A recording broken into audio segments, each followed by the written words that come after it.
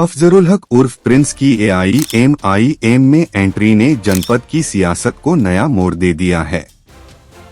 सैकड़ों समर्थकों के साथ पार्टी में शामिल हुए प्रिंस ने अपने पहले ही संबोधन में व्यवस्था पर तीखा हमला बोलते हुए कई असहज सवाल खड़े कर दिए। उन्होंने कहा कि बस्ती में हालात ऐसे बनते जा रहे हैं जहां व्यापार और पहचान को आमने सामने खड़ा किया जा रहा है। मुरादाबादी हैदराबादी बिरयानी और चिकन की दुकानों को बंद कराए जाने को उन्होंने सुनियोजित साजिश बताया। क्या मेहनत से कमाने वाले छोटे व्यापारी इस देश के नागरिक नहीं हैं? क्या उन्हें सम्मान से जीने का हक नहीं? प्रिंस ने कहा कि संविधान हर नागरिक को व्यापार और रोजगार का अधिकार देता है, लेकिन ज़मीनी हकीकत इससे बिल्कुल उलट दिखाई दे रही है। उन्होंने आरोप लगाया कि एक खास समुदाय को निशाना बनाकर भय का माहौल बनाया जा रहा है, जबकि प्रशासन मूक दर्शक बना हुआ है। बांग्लादेश में अल्पसंख्यकों पर हो रहे अत्याचारों पर बोलते हुए प्रिंस ने कहा कि यह गंभीर अंतर्राष्ट्रीय मुद्दा है, जिस पर भारत सरकार को सख्त रुख अपनाना चाहिए। लेकिन उन्होंने यह भी जोड़ा कि किसी दूसरे देश की घटनाओं के बहाने भारत में नफरत फैलाना और अल्पसंख्यकों को डराना देश की गंगाजमुनी तहजीब के खिलाफ है।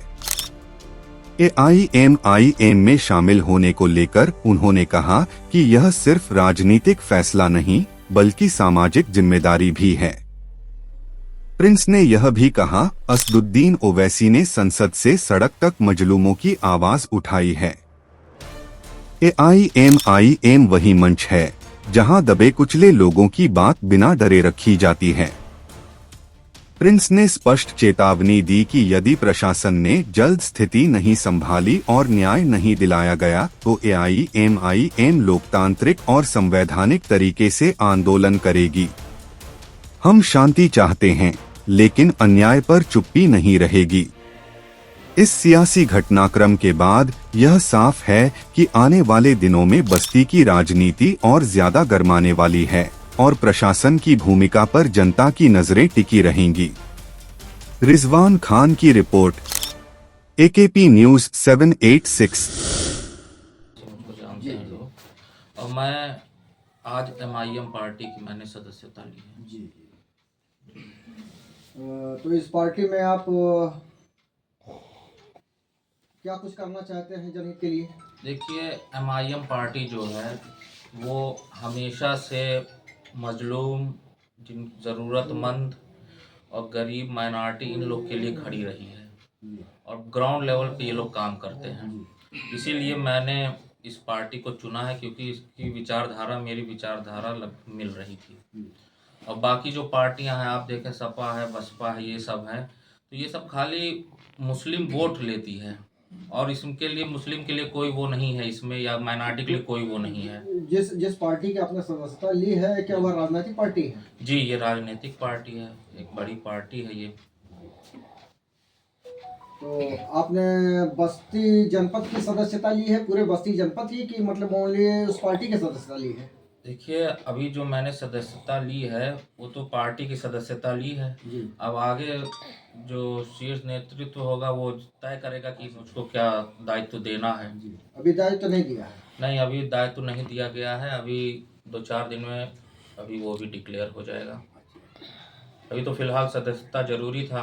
मैंने अपने सैकड़ों साथियों के साथ अभी सदस्यता ले ली है। तो यदि दायित्व तो आपके पास आता है तो आप क्या करने की मंशा रखते हैं? देखिए, सबसे पहली बात, आजकल जो समाज में आप देख रहे हैं कि एकदम समझ लीजिए कि ऐसा पहले नहीं था कि इतना हिंदू मुस्लिम होता था। लोग शिक्षा, स्वास्थ्य, इस सब की बातों से अलग होकर सिर्फ आप धर्म पे काम कर रहे हैं। ये धर्म के नाम पे लड़ाना भिड़ाना, ये सब ये काम हो रहा है। बस्ती ही में आप देख लीजिए कि यहाँ पर मीट शॉप है जो सदियों से चला आ रहा है। क्या बिना लाइसेंस के वो लोग हैं?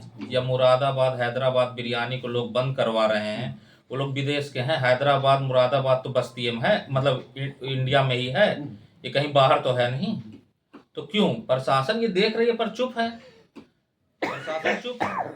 इस संबंध में आपकी प्रतिक्रिया क्या है, जो लोग देख रहे हैं इस तरह से? देखिए, मेरा यही कहना है कि जिसको भी इस प्रकार की दिक्कत हो या कोई लोग मतलब एक धर्म विशेष को टारगेट बना के जो भी कर रहे हैं, चाहे वो जिस भी जाति धर्म का हो, अगर किसी को भी, चाहे सिख हो, ईसाई हो, मुस्लिम हो, जैन हो, कोई भी माइनॉरिटी का आदमी हो, अगर उसको सताया जा रहा है तो एकदम से वो मेरे पास आए। अगर प्रशासन शासन से उसको नहीं न्याय मिला तो अपने स्तर से हम लोग भी देखा जाएगा, न्याय उसको तो दिलाना ही है। आपने स्तर का कोई मानक तय कर रखा है? जी, हम लोग ने जैसे यही मानक है हमारा कि हम लोग फिर संविधान के दायरे। AKP न्यूज 786, जब भी देखें सच देखें।